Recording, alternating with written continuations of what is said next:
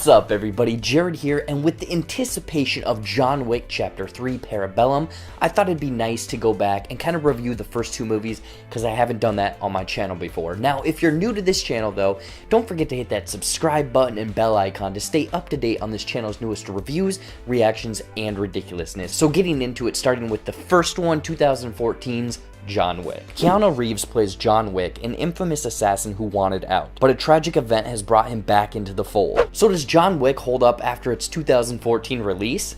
Let's find out. But before I get into my thoughts, let me know what you guys think of John Wick in the comments down below. Is this still one of your favorite action movies, or has this not really held up since its 2014 release? Now let's get into some of the good.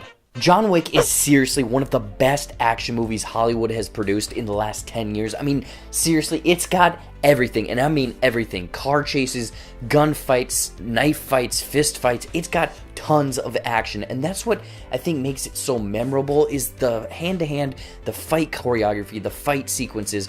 It's not, you know, like that Michael Bay stuff where it's quick, jump cutty, it's blurry. This actually allows to kind of play out, the fights to play out, and you can clearly see where Keanu Reeves' John Wick is in these fights, see him going between all of these people, and it's so calculated, it's precise, it flows well. So just watching those fight sequences play out is some of the fun of this John Wick movie. And I don't think the role of John Wick would have been so appealing if it wasn't for Keanu Reeves' performance. Obviously, it's just kind of this retired, passive man, you know, he's just lost his wife, and Keanu Reeves very much portrays this character. And then as the movie kind of continues, you find out he's this infamous assassin, and he again takes on this role. Basically, it's a revenge flick, and just everything about Keanu Reeves in this performance you buy, like the fierceness, the determination, him in these fight scenes. Again, I entirely buy into Reeves' performance here.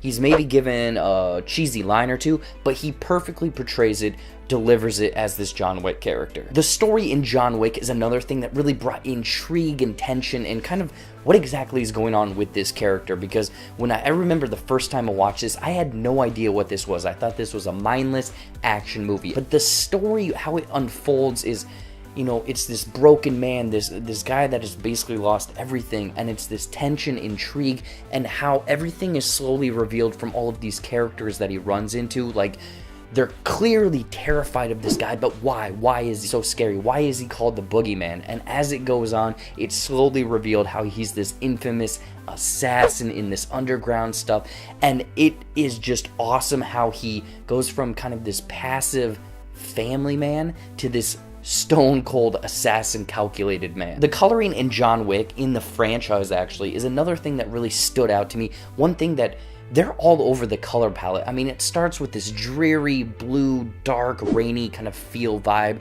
Then it jumps to John Wick when he's at the airport. It's bright, it's warm, he's driving his car. And then there's also scenes where they're in the club. It's bright, it's neon, but it's also dark too because it's nighttime.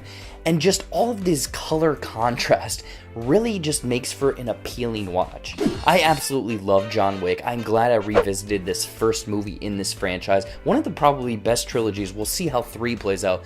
But the one thing that I didn't really click on, the one thing that didn't work for me in this first movie in the franchise, is some of the characters that are introduced. For example, William Dafoe's character, there's not much character development. Obviously it's John Wick's story, but he's given scenes that kind of make him to be this more important person. There's obviously a backstory with these two characters, but we don't get that backstory in this movie. I have a feeling that it might play into Chapter 3. We might go back and kind of get the inception of this John Wick character, but in this one, some of the stuff right there falls flat for me. Overall, John Wick still stands up to its 2014 release, with top-notch action and fight choreography, a personal story, and some beautiful coloring, but with a few characters I wanted a little bit more development from. Seriously, treat yourself to this action-packed revenge flick. Like, if you haven't seen this one, rush out, watch this one, watch the second one, and go watch this third one, because these are some of the best action movies out there. In closing, I'm gonna give John Wick 4.5 out of 5 stolen cars.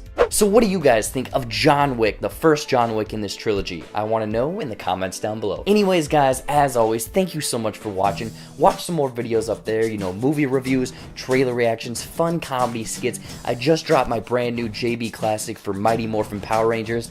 It's a good one. Go watch that over there. Follow all my social media stuff down there. Click that subscribe button. Hit that bell icon to stay up to date on this channel's newest content. And until next time, I'll see you later.